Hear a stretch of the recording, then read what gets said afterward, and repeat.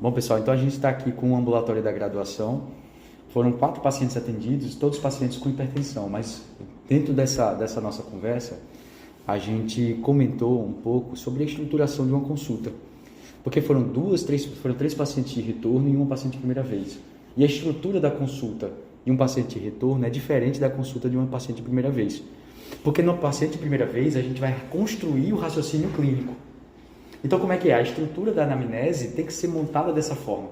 Se ela vem com exames, eu não posso ver o exame dessa paciente sem antes ter raciocinado, porque o exame é um exame complementar. Então, o ideal é que eu monte o raciocínio diagnóstico.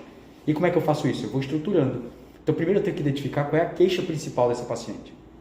Depois eu vou para a história da moléstia atual. Então, na história da moléstia atual, a gente vai tentar dissecar as queixas principais dela e tentar ver também coisas adicionais a serem colocadas dentro da história que a gente precisa dissecar. Que às vezes ela não veio por isso, mas que tem outras queixas também no meio do caminho. Depois a gente vai para os antecedentes pessoais patológicos, algumas comorbidades que ela tem adicionais, o que ela já tem, incluindo também os hábitos de vida e costume. Se ela bebe, se ela fuma, se ela é tabagista, se ela tem alergia medicamentosa, se ela é sedentária, o que é que ela come, o que é que não come. Depois a gente vai para os antecedentes familiares, sabe? Principalmente pacientes familiares de primeiro grau, parentes de primeiro grau. E depois a gente vai para medicações de uso contínuo. Fechou isso, a gente já vai ter algumas hipóteses diagnósticas na cabeça.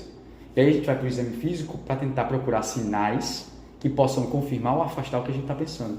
Então, se uma paciente vem com queixas de ortopneia, dispneia paroxística noturna, edema de membros inferiores, de palpitações, de dor no peito, olha, então eu já vou tentando montar dentro da minha cabeça um raciocínio clínico. Olha, essa paciente talvez com dispneia paroxística noturna, ortopneia e edema de membros inferiores, ela deve ter algum quadro de insuficiência cardíaca.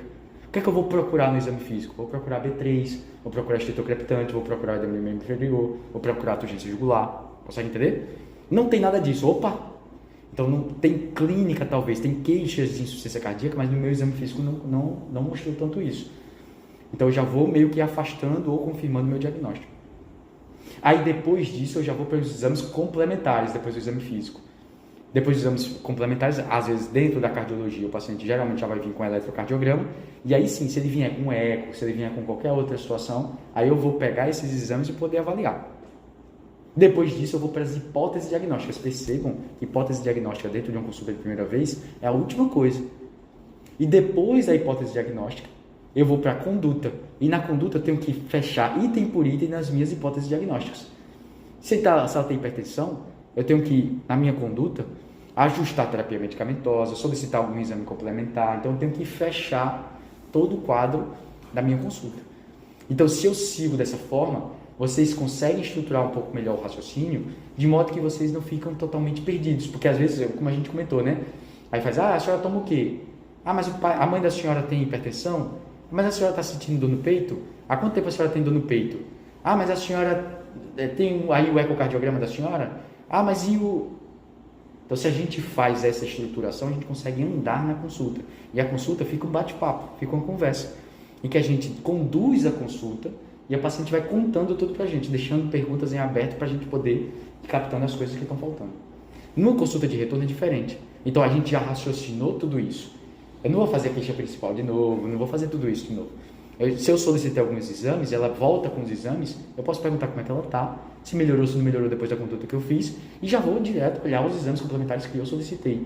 Nesses exames complementares eu vou checar, e aí sim eu vou confirmar, afastar as hipóteses que eu fiz na consulta anterior, para que eu possa dar seguimento à consulta. Então por isso que é importante que eu registre tudo em consulta, em prontuário. Porque se eu não registro, eu vou lembrar disso na próxima consulta, talvez eu não lembre de tudo com detalhes. Então a gente tem que fazer, registrar. Outra coisa importante também é justificar o que eu estou solicitando. Então, se eu solicitei um teste ergométrico, eu tenho que justificar porque eu solicitei o teste ergométrico. É para afastar a dor torácica?